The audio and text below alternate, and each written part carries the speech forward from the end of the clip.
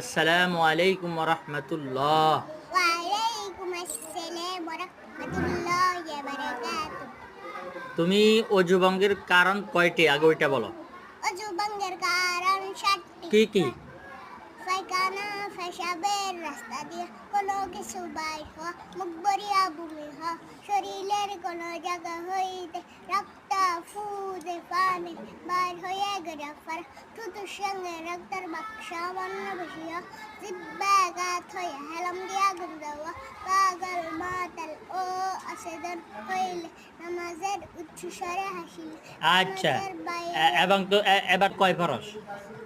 7 ফরজ। হ্যাঁ, 7 ফরজ কিয়া কিয়া? হ্যাঁ, নামাজে নিয়ত করা। হ্যাঁ, অজু ভঙ্গের কারণ কিয়া কিয়া? দুই হাত উঠানো। 2 হাত উঠানো, 2 হাত বাঁধা, হ্যাঁ, সনা। সানা পড়া, হ্যাঁ, সনা বলো সাই। সানা পড়া, সনা বলো বলো সুবহা।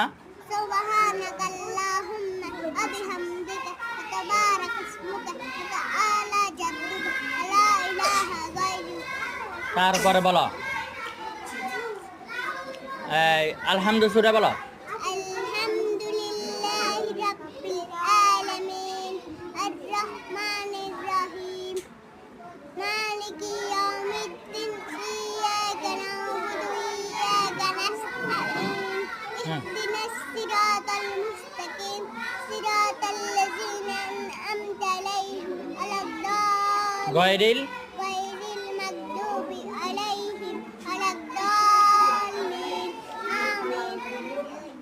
সবাই মাশাআল্লাহ বলো। মাশাআল্লাহ। এবার তুমি একটা সালাম দাও।